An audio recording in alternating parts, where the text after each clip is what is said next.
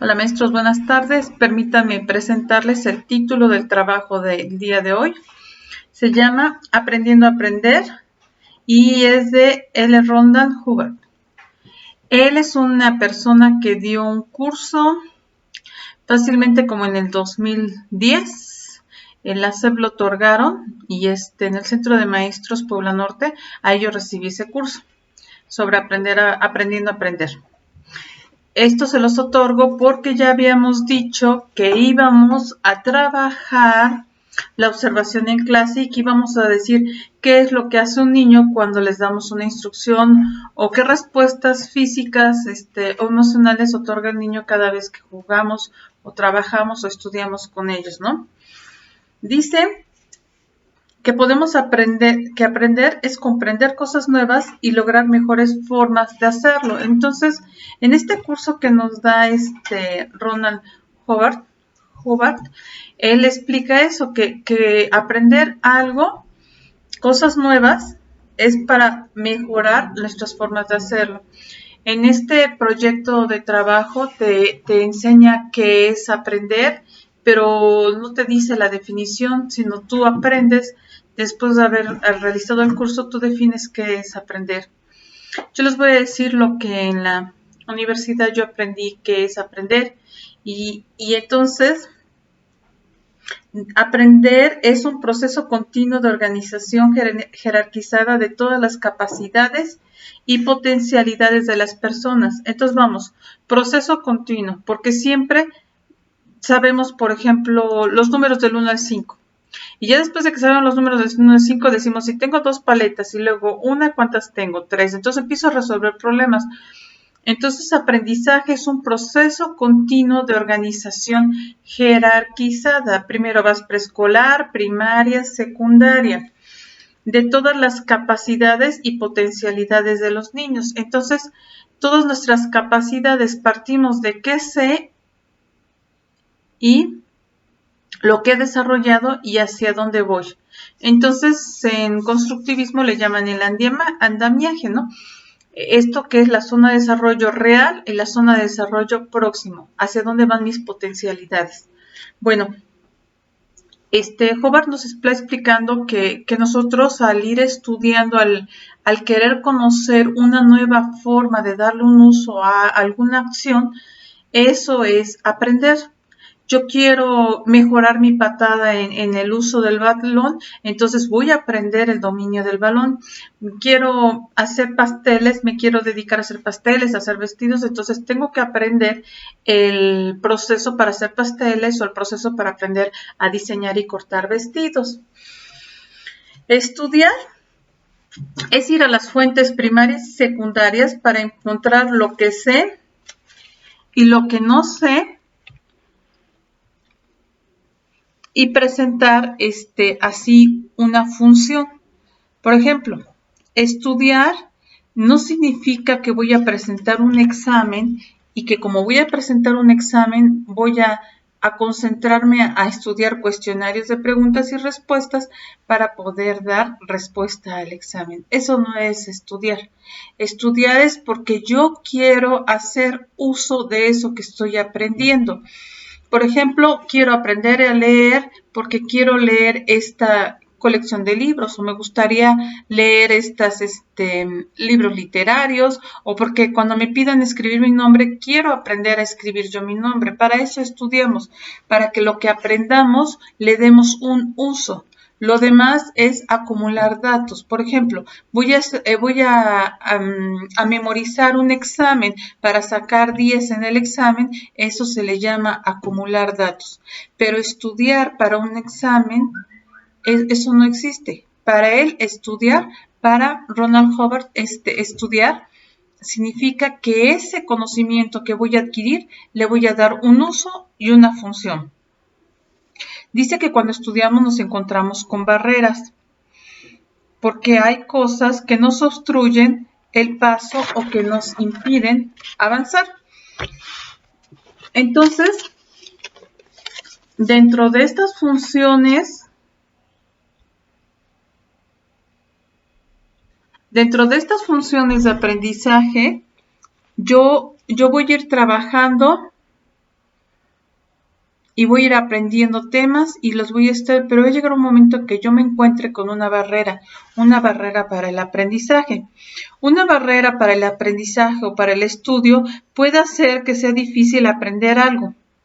Él menciona 3 barreras básicas para poder generar el atenderlos y evitar que el alumno encuentre dificultades para el aprendizaje. La primera barrera es la ausencia de masa. Esto es, no tener el objeto real sobre el que estás estudiando las cosas reales y los objetos acerca de lo que estudias se llama masa. Por ejemplo, si queremos hacer un estudio sobre las ballenas, se me va a dificultar aprender sobre ellas porque no estoy cerca de ellas. Entonces, puedo leer sobre ellas, estudiar sobre ellas, pero estar en contacto físico con ellas no voy a poder estar. Entonces, una de las primeras dificultades que presentamos al estudiar algo es la falta de masa. Por ejemplo, podemos resolver esta situación si podemos ir a un zoológico y conocer sobre los animales que queremos aprender, ver una película o estos cuadros informativos sobre los datos de estos animales. Por ejemplo, en Animal Story o Animal Channel, pues esos lugares nos permiten conocer más de estos animales. ¿Qué pasa si no tenemos la masa para estudiar? Y bien que les dije, cada vez que den una instrucción y den información, ustedes observen qué están haciendo los alumnos, qué hacen, qué sienten, qué respuesta dan. Entonces dice que cuando hay falta de masa te hace sentir con sentimientos frustrantes, aplastado, encorvado, aturdido, como muerto, aburrido, enojado, con un estómago raro, con un dolor de cabeza, mareado, dolor frecuente de los ojos. Y pues la solución es encontrar la masa. Entonces, cuando nosotros estamos dando una clase y vemos que sí, como que el niño está como que no entiende, como que está aturdido, aburrido, ay maestro, ya van a dar las 4, ¿cuánto falta para las 4? Entonces escuchamos que está aburrido, que está molesto, ay, ya sabe que voy al baño porque parece que me duele el estómago. Esos síntomas que el alumno refleja y que no está reflejando una actitud para el estudio, significa la falta de masa. Por ejemplo, fotos, películas, eso es lo que hace la masa. Acá dentro de su reflexión dice, ¿cuál sería para ti la masa si tuviéramos que hacer un análisis del agua, de los números, la tierra, la persona y la luz? Entonces, nosotros en educación especial les puedo otorgar esa información.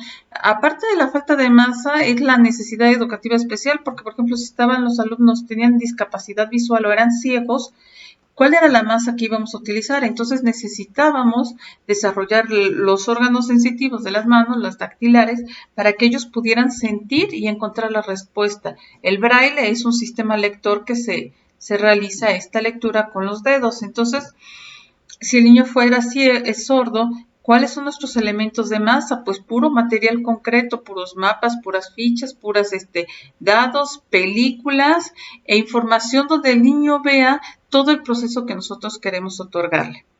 Entonces, en educación especial, la discapacidad o la necesidad educativa especial que presenta el alumno pasa a ser nuestra masa. ¿Qué vamos a hacer para atender esa necesidad?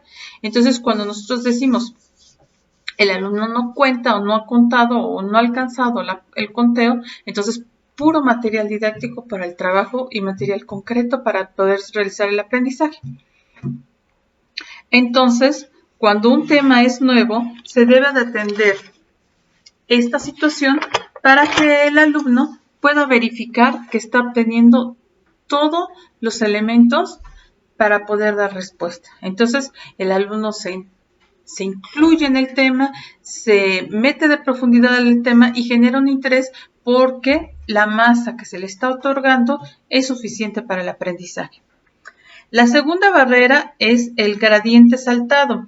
Yo les dije que es un proceso continuo y jerarquizado de las capacidades de los chicos. Entonces, cuando el paso jerarquizado es brincado, se le llama la segunda barrera el gradiente saltando. Aprender paso a paso, logrando el primero, luego logrando el segundo paso para ir aprendiendo. Revisar que ya había atendido y entendido y que no puso atención al final de este proceso, quizás es ahí donde encuentres el error y regresar para entenderlo. Entonces, ¿qué debo de hacer cuando un tema es nuevo y el alumno lo está estudiando por primera vez? Entonces, vamos a ver el proceso de suma y entonces enseño el proceso de suma. Y para verificar que ya lo entendieron, les pido que me lo expliquen. Nosotros en educación especial trabajamos, en educación especial trabajamos, en este aspecto, Margarita Gómez Palacios. Nosotros utilizamos dentro del paso saltado las preguntas. ¿Qué entendí? ¿Qué te dije? Y entonces, o repítame lo que te dije para nosotros poder entender en qué momento del proceso pedagógico el alumno se perdió con la información. Entonces, el alumno está aprendiendo, pero hay algo que le faltó entender, la palabra incorrecta. El otro día estábamos en cuarto año de primaria y estábamos viendo la caída de Tenochtitlan. Entonces yo les decía, bueno, ¿y qué Tenochtitlan? ¿Se cayó? ¿Se tropezó? ¿Alguien le puso el pie? ¿O qué es Tenochtitlan? Entonces los niños ya empiezan a explicar, es una, ¿cómo se llama?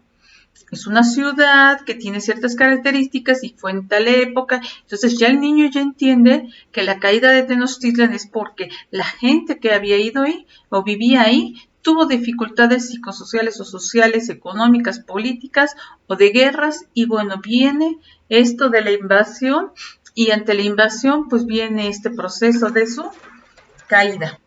Entonces, cuando nosotros les decimos a los niños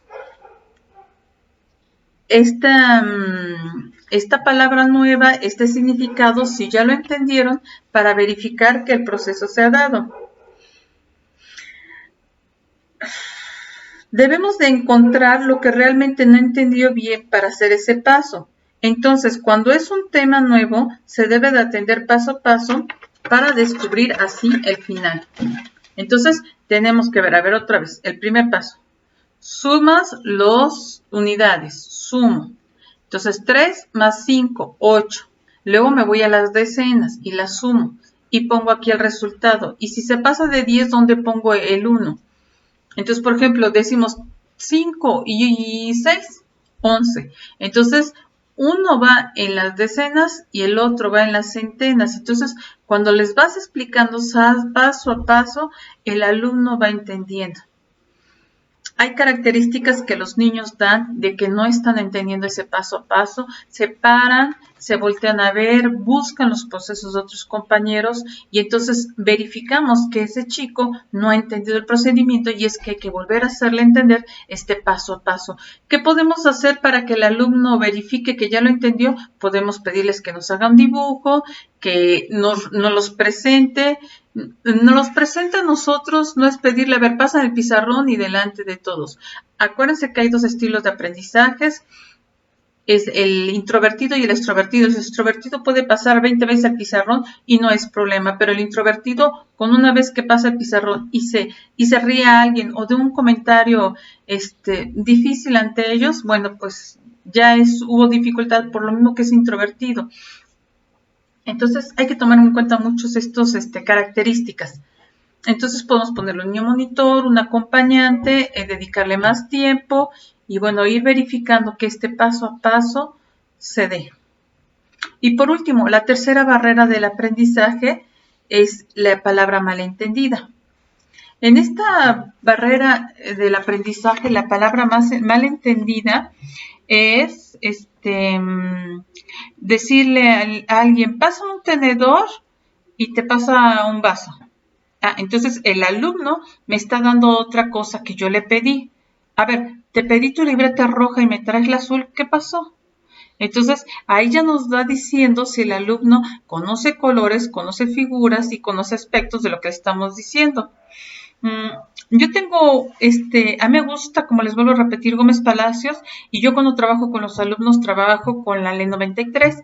Entonces estábamos hablando de Paco el Chato, y cuando le digo al alumno que me platicara lo que acababa yo de leerle de Paco el Chato, entonces me explica que Paco el Chato tenía una curita porque se cayó, porque estaba jugando en la bicicleta, y dices, ¿y en qué momento se me fue del tema? Pues porque a él le fue significativo la curita que tenía, y entonces él te está explicando, bueno, el alumno me estaba explicando lo que le había pasado un día antes porque se cayó. Entonces, hay veces que los niños se conectan a su vida personal porque hay un símbolo, un signo que los une a y bueno, cantar con gallos. Este niño canta y con gallos. Y entonces un niño se puede imaginar que desafina y pudo haber entendido el mensaje, pero otro niño se ha de imaginar que está cantando y tiene gallos alrededor. Entonces, el de para hacer pastel, bate la mantequilla. Entonces piensa que con el bat, que él batea los beisbolistas, tiene que poner la mantequilla y batirla. Y hay veces que los alumnos se dan por vencidos, se frustran, se cansan, porque hay algo dentro de lo que les dijimos que no conocen. Entonces, ¿se acuerdan que hemos hablado de vocabulario y la importancia de que tengan vocabulario? Porque en el momento de dar nosotros la instrucción, el vocabulario, si no es funcional para ellos, no van a dar la respuesta correcta. Y una manera de verificar que él lo está comprendiendo es de que sus procesos sean incorrectos. Entonces, ahí está ya el síntoma, ahora hay que resolverlo. ¿Cómo sabemos que el niño no entiende esta barrera o tiene problemas con la palabra malentendida? Porque no inicia a responder, porque se siente en blancos. Yo ahora sí, maestra, yo no entendí, mi mente está toda en blanco. Está cansado, parece que no estuviera aquí, está preocupado y molesto.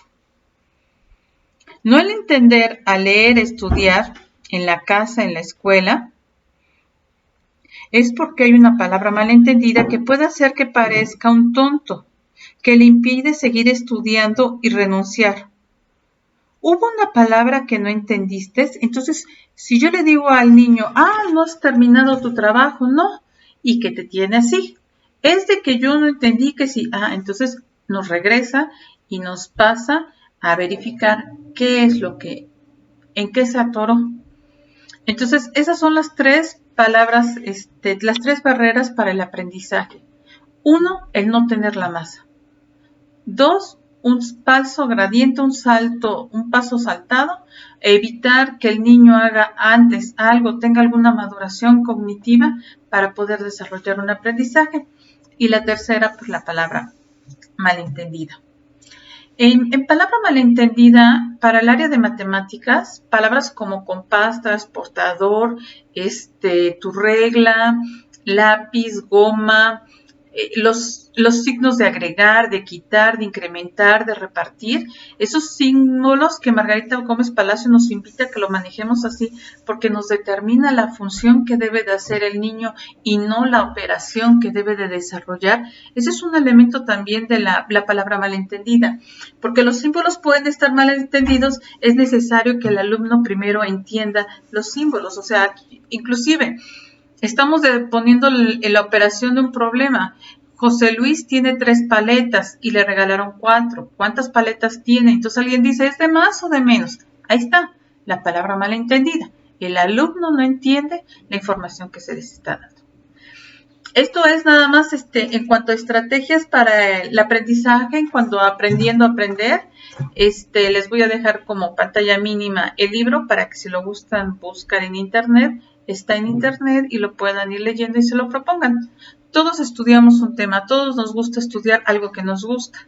Y en ese aspecto hay veces que nos detenemos en nuestro estudio, en nuestro trabajo, en nuestra investigación, porque hay algo que no entendimos. Bueno, pues este es un ejercicio cognitivo que tenemos que encontrar. Cuando yo estudio me duele la cabeza, sí. Cuando yo estudio me pone de malas esto porque me quedo en este proceso y yo no puedo, entonces sí. Entonces, lo más oportuno ante todo esto sería preguntar.